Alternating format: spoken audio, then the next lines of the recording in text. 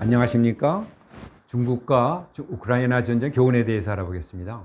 중국은 러시아 우크라이나 전쟁에서 어떤 교훈을 얻으려 하나요? 중국 지도부는 러시아 우크라이나 전쟁에 대해 큰 관심을 가지고 있습니다. 우크라이나 전쟁은 중국에게 인구 2,300만 명의 대만에 대한 군사행동 준비와 관련하여 여러 교훈을 주기 때문입니다. 미중 간 대립으로 중국은 대만의 군사행동을 취할까요? 시 주석은 대만 통일과 관련하여 중국은 무력 사용을 포기한다고 약속하지 않았고 필요한 모든 수단을 취할 수 있다. 대만 문제는 중국 국내 문제다라고 하며 필요하다면 무력을 사용하겠다는 취지로 공개 발언한 바 있습니다. 미중 간 전략적 경쟁 심화로 중국이 대만의 분리 독립을 저지하려는 한다는 문제를 두고 군사 충돌할 위험성이 있습니다. 이는 중국이 국제적 영향력을 키워나감에 따라서 미국의 기존 패권적 강대국 지위에 도전하며 미국은 이를 저지하려는 추세와 연관이 있는 거죠. 중국은 무엇을 연구하고 어떤 교훈에 주목하나요? 첫째로 뉴욕타임스가 군사적 측면에서 중국 군사 전문가들의 논문 발표 등을 분석해 보니까 우크라이나 전쟁에 대해서 중국이 특히 세 가지 점을 연구하고 있다고 합니다.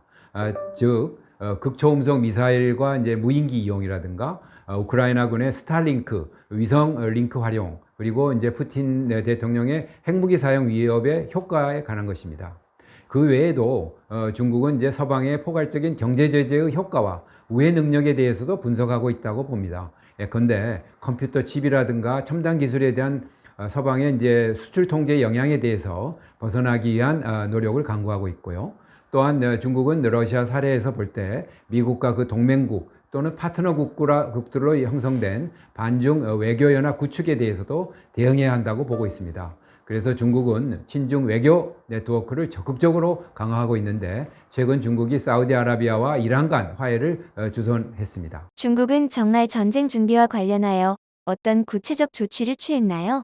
시진핑 주석은 전쟁을 준비하라고 군부에 여러 번 지시한 바 있습니다. 지난 3월에 개최된 중국 양회, 즉 전국 인민대표대회와 최고정치자문기구인 인민정치협상회의 개최를 계기로 시 주석은 4차례 연설을 통해 전쟁 준비 태세를 주제로 장군들에게 각 싸울 각오를 해라 하고 강조를 했습니다.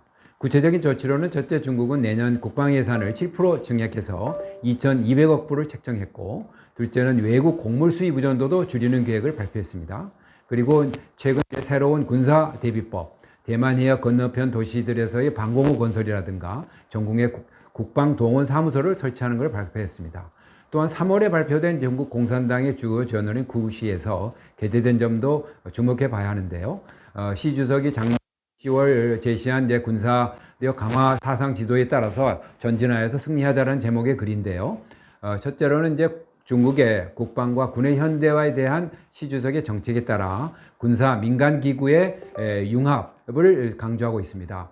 두 번째는 시 주석이 그 전쟁은 단순히 그 물질적인 것만이 아니고 또 정신적인 경쟁이라고 지적했습니다. 그래서 중국 군대는 전투도 잘하고 투지가 강한 것으로 유명하다라고 강조를 했는데요. 미국의 소총과 장비를 갖춘 국민당 군대도 물리쳤고, 한국 전쟁에서 세계 제1의 적을 무찔러서 중국 군대는 세계를 충격에 빠뜨리고 귀신과 신을 울리는 강력하고 장엄한 전투 드라마를 선보였다라고 소개했습니다.